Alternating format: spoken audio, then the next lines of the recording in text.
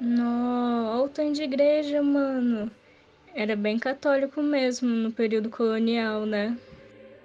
Pois é. E é por conta dos jesuítas, né, que vieram para cá nesse período, influenciaram totalmente o Brasil. Inclusive com a Ordem Companhia de Jesus, que permaneceu por um longo tempo até o século XVII, quando veio uma visão de filosofia moderna e se distanciou desse pensamento medieval.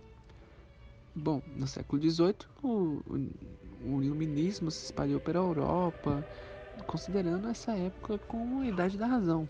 Isso me faz lembrar do padre Antônio Vieira, que dizia que no pensamento do catolicismo, a escravidão tinha o poder de trazer os negros para a luz do cristianismo e de que o cativeiro era uma espécie de bênção para os pretos.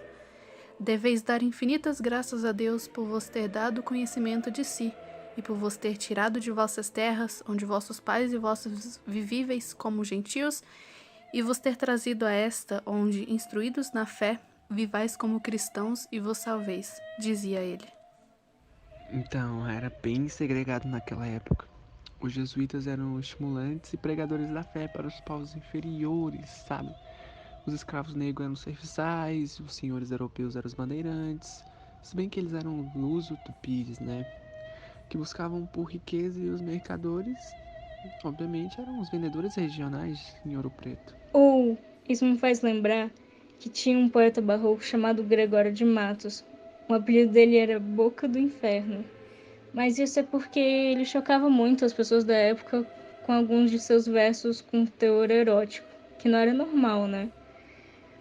Só que no final da vida dele, ele demonstrou arrependimento com a Igreja Católica e demonstrou conhecimento religioso contrastando as ideias de Deus e de pecado, que são opostas e ao mesmo tempo complementares.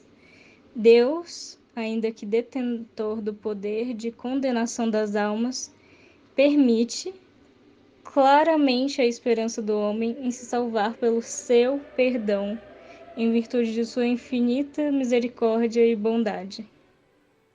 Nossa, foi bem legal. A gente devia dar mais rolês assim. Sim, a gente vai marcando.